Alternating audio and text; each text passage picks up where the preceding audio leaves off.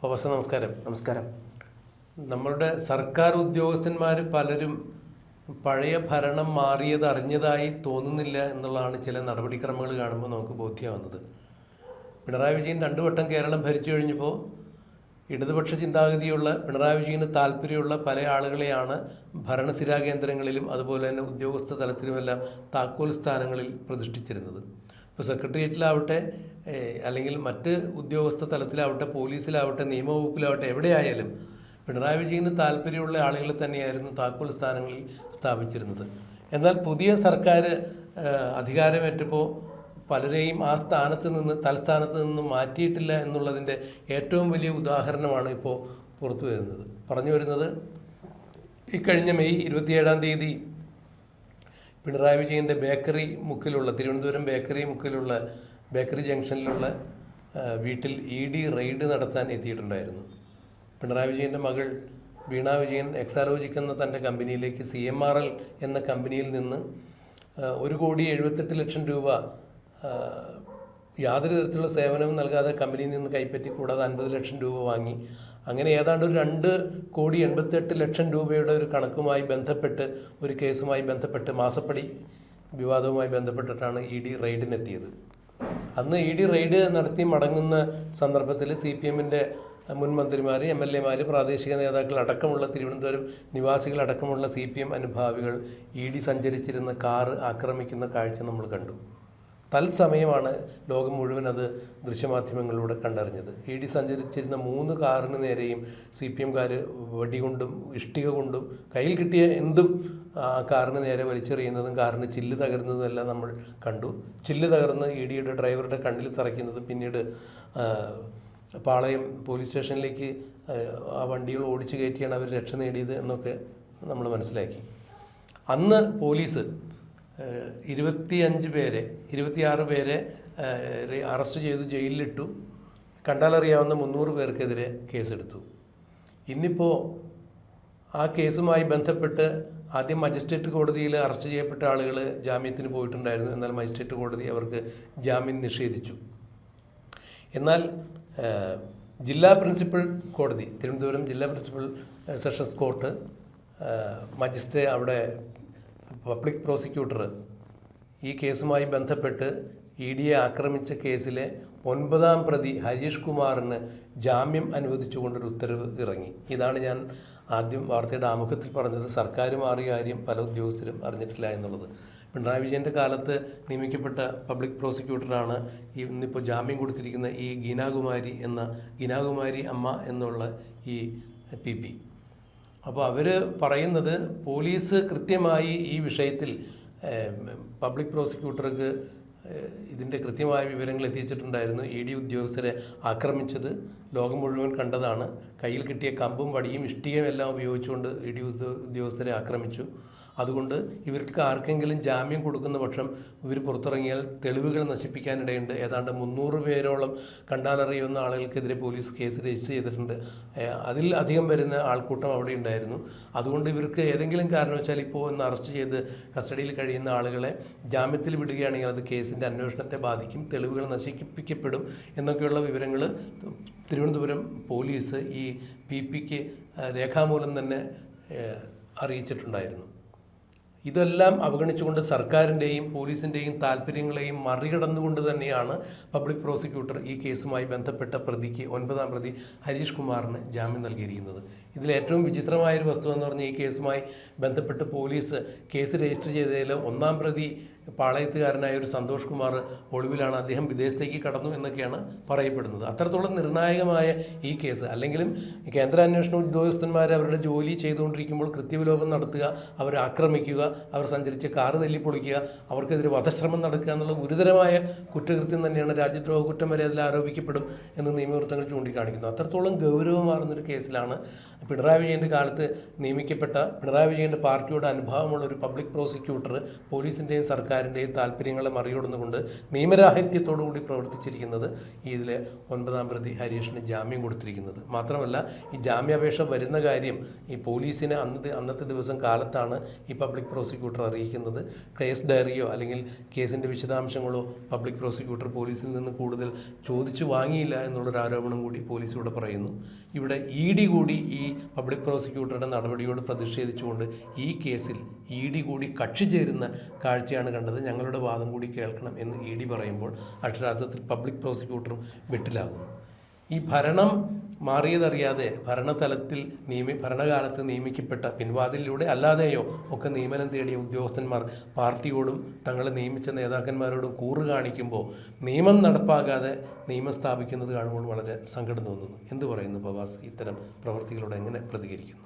എനിക്കിതിൽ തോന്നിയൊരു കാര്യം, ഈ പറഞ്ഞ പോലെ നമ്മൾ ഈ വിഷയം നടക്കുമ്പം ഈ പറഞ്ഞ പോലെ അന്ന് ഇൻ്റലിജൻസിൻ്റെ റിപ്പോർട്ട് വന്നായിരുന്നുള്ളതും അത് സംസ്ഥാന പോലീസിന് ജില്ലാ പോലീസിന് അയച്ചു എന്നുള്ളതും ജില്ലാ പോലീസ് അത് അത്ര കാര്യത്തിലെടുത്തില്ല എന്നുള്ള കാര്യങ്ങളും പറയുന്നുണ്ടായിരുന്നു.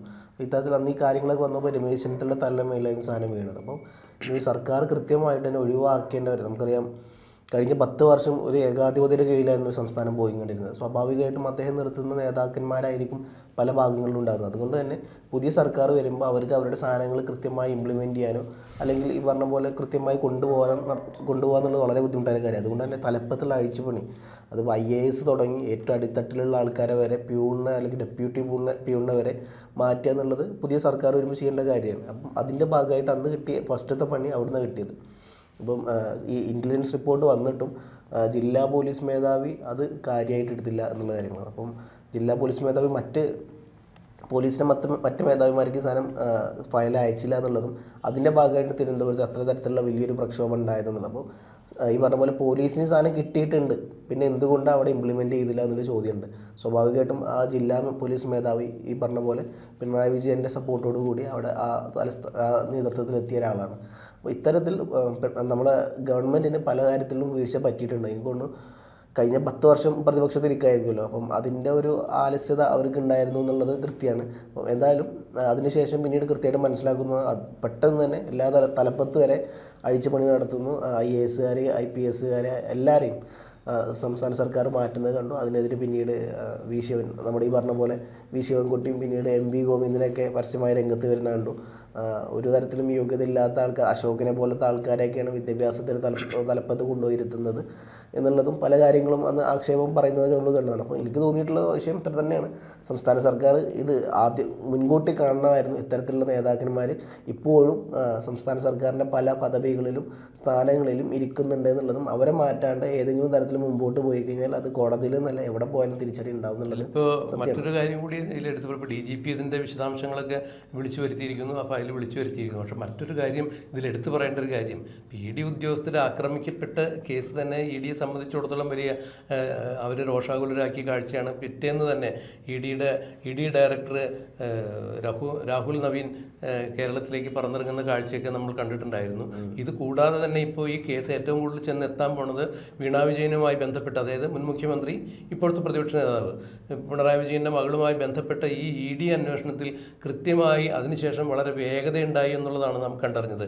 ഈ കഴിഞ്ഞ ദിവസം കൂടി വീണാ വിജയനെ ED ചോദ്യം ചെയ്യുന്ന കാഴ്ച നമ്മൾ കണ്ടു. വീണ്ടും ചോദ്യം ചെയ്യുന്നതിന് വേണ്ടി അവർക്ക് നോട്ടീസ് കൊടുത്തിരിക്കുന്നു എന്നുള്ളതാണ് മനസ്സിലാക്കാൻ കഴിയുന്നത്. ഇതിൻ്റെയൊക്കെ പശ്ചാത്തലത്തിൽ നമുക്ക് മനസ്സിലാക്കാൻ കഴിയുന്നൊരു കാര്യം, ED കൃത്യമായി നിഷ്പക്ഷമായ ഒരു അന്വേഷണം നടത്തി ഒരു തരത്തിലുള്ള രാഷ്ട്രീയ സ്വാധീനത്തിനും വഴങ്ങാതെ വീണാ വിജയൻ്റെ കേസിലൊരു അന്വേഷണമായി മുന്നോട്ട് പോവുകയാണെങ്കിൽ ഇത്തരം കാര്യങ്ങൾ കൂട്ടി വായിച്ചാൽ വീണാ വിജയൻ ഒരു കാലത്തും പുറത്തിറങ്ങാൻ സാധ്യതയില്ലാത്ത രീതിയിലുള്ള കാര്യങ്ങളൊക്കെയാണ് ഇപ്പോൾ അന്വേഷണ ഉദ്യോഗസ്ഥരുടെ അന്വേഷണത്തിലൂടെയും സീരിയസ് കോഡ് ഇൻവെസ്റ്റിഗേഷൻ ഓഫീസറിൻ്റെ അന്വേഷണത്തിലൂടെയും അവർക്ക് കിട്ടിയിരിക്കുന്നത്.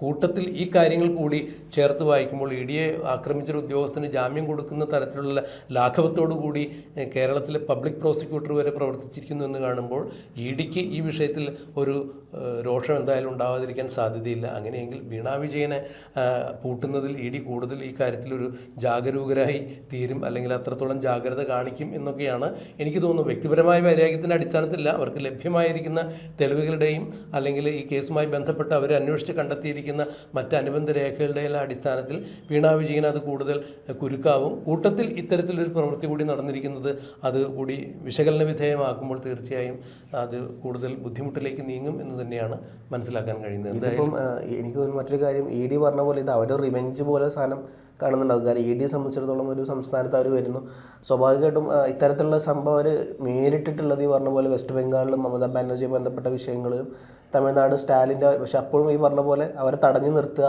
ഓഫീസിൽ പൂട്ടിയിടുക, ഇത്തരത്തിലുള്ള പ്രശ്നങ്ങൾ ഉണ്ടായിട്ടൊന്നുമല്ലാണ്ട് അവർക്കെതിരെ ഒരു ആക്രമണം അവിടെ ഉണ്ടായിട്ടില്ല. ഈവൻ മമതാ ബാനർജി ഭരിക്കുന്ന വെസ്റ്റ് ബംഗാളിൽ പോലും ഉണ്ടായിട്ടുള്ളത് ഇത്തരത്തിലുള്ള കാറിൽ പോകുന്ന EDയെ തടഞ്ഞു നിർത്തിയിട്ടുണ്ട്. മണിക്കൂറുകളോളം അവർ തടഞ്ഞു നിൽക്കുന്ന പ്രശ്നം ഉണ്ടായിട്ടുണ്ട്. അവിടെ പോലീസ് അതിന് കുടപിടിക്കുന്ന സംഭവം നമ്മൾ കണ്ടിട്ടുണ്ട്. പക്ഷേ കേരളത്തിലോട്ട് വരുമ്പം തടഞ്ഞു നിർത്തുന്നതല്ല, ആ വണ്ടി ആക്രമിക്കുകയാണ് ചെയ്തത്. അവരെ വധശ്രമത്തിലാണ് കേസെടുത്തിരിക്കുന്നത്. അപ്പോൾ ED സംബന്ധിച്ചുള്ള അവരുടെ പ്രസ്റ്റീജ് ഇഷ്യൂണ്. അവരുടെ EDയുടെ വർക്ക് ചെയ്യുന്ന EDയുടെ ഉദ്യോഗസ്ഥന്മാരെ, EDയുടെ നേതാക്കന്മാരെ അല്ലെങ്കിൽ EDയിൽ നിൽക്കുന്ന സ്റ്റാഫുകളെ ഒരു സംസ്ഥാനത്ത് നിൽക്കുന്ന കുറച്ച് പാർട്ടി ഗുണ്ടകൾ വന്നവരെ ആക്രമിക്കുന്നത് സ്വാഭാവികമായിട്ടും അത് അവരെ തട്ടുന്ന ഒരു വിഷയം തന്നെ. അതും ആ പാർട്ടിയുടെ മന്ത്രിമാരുടെയും MLA-മാരുടെയും ഒക്കെ സാന്നിധ്യത്തിലാണെന്ന് ഓർക്കണം. ആ പാർട്ടിയുടെ മുഖ്യമന്ത്രി ആയിരുന്ന ആളുടെ മകളുടെ അല്ലെങ്കിൽ പ്രതിപക്ഷ സ്ഥാനത്തിരിക്കുന്ന ആളുടെ മകൾക്കെതിരെയുള്ള ആരോപിക്കപ്പെട്ട കേസാണ് അന്വേഷിക്കുന്നത്. അപ്പോൾ ആർക്കെതിരെയാണ് കേസ് അന്വേഷിക്കുമ്പോൾ ഇങ്ങനൊരു വിഷയം ഉണ്ടായെന്നുള്ളത് കൃത്യമായിട്ട് അവർക്കത് ഫവാസ് പറഞ്ഞാൽ അത് മാർക്ക് ചെയ്തിരിക്കില്ല. ഒരു റിവെഞ്ച് ഇങ്ങനെ കാണിക്കാൻ സാധ്യതയില്ല. വ്യക്തിപരമായ രീതിയിൽ അവർക്കത് അങ്ങനെയൊന്നും അവർ കാണിക്കുന്ന ആളുകളായിരിക്കില്ല അന്വേഷണ ഏജൻസി. പക്ഷേ അവർക്കുണ്ടായ അനുഭവങ്ങൾ ഒരു കാരണവശാലും അവർ മറക്കാൻ സാധ്യതയില്ല എന്നാണ് എനിക്ക് തോന്നുന്നത്. പക്ഷേ ഇപ്പം ഈ പറഞ്ഞ പോലെ എന്നാലും കേസ് വരും. പക്ഷേ ഈ പറഞ്ഞ പോലെ പെട്ടെന്ന് തിടുക്കത്തിലുള്ള ഒരു നടപടികളിലോട്ട് ED ഒരിക്കലും കിടക്കില്ലായിരുന്നു. ഒരു പക്ഷേ ഈ പറഞ്ഞ പോലെ ഈ ആക്രമണം ഉണ്ടായിട്ടില്ല എന്നുണ്ടെങ്കിൽ. പക്ഷേ ഈ ആക്രമണത്തോടു കൂടി EDയുടെ ഡയറക്ടറിനെ നേരിട്ട് കേരളത്തിലോട്ട് വരുന്നൊരു സാഹചര്യം ഉണ്ടാകുന്നു. ഈ കേസിൽ അദ്ദേഹം പെട്ടെന്ന് തന്നെ യോഗം വിളിക്കുന്നു. ഏതൊക്കെ തരത്തിൽ നീങ്ങണം, ഇനി ഏതൊക്കെ തരത്തിൽ ഇത്തരത്തിലുള്ള കക്ഷികളുടെ മൂവ്മെൻറ്റ് ഉണ്ടാകും കോടതിയിൽ, അതിന് നമ്മൾ എങ്ങനെ ചെറുക്കണം. അപ്പോൾ ഒരു ED ഡയറക്റ്റ് നേരിട്ട് വന്നുകൊണ്ട് കോർഡിനേഷൻ ചെയ്യുന്ന ഒരു കേസിലോട്ടായിട്ട് ഈ കേസ് മാറുന്നവരെ കാണാനുള്ള ഒരു പ്രക്രിയയിലോട്ട് പോകാനുള്ള കാരണം ഈ പറഞ്ഞ പോലെ തന്നെ CPMൻ്റെ ഒരു ആക്രമണക്കാരനാണ്. അപ്പോൾ ഇത് എന്താ പറയുക, മറ്റ് രാഷ്ട്രീയത്തെ പോലെയല്ല, കേരള രാഷ്ട്രീയം കുറച്ചും കൂടിയും ഡിഫിക്കൽട്ടാണ് തോന്നുന്നു. എന്തായാലും ഈ മജിസ്ട്രേറ്റിൻ്റെ ഈ ഒരു ചതി പിണറായി വിജയനെ സംബന്ധിച്ചിടത്തോളം ഒന്നൊന്നര പണിയായി മാറുന്നു എന്ന് വേണം മനസ്സിലാക്കാൻ. വെളുക്കാൻ തേച്ചത് പാണ്ടായി എന്ന അവസ്ഥയിലേക്ക് പിണറായി വിജയൻ ഇപ്പോൾ അത് അനുസ്മരിക്കുന്നുണ്ടാവും എന്ന് വേണം കണക്കിലെടുക്കാൻ. ഇതേ തുടർന്ന് ഇനി എന്താണ് സംഭവിക്കാൻ പോകുന്നുള്ളത് നമുക്ക് കണ്ടറിയാം, കാത്തിരിക്കാം.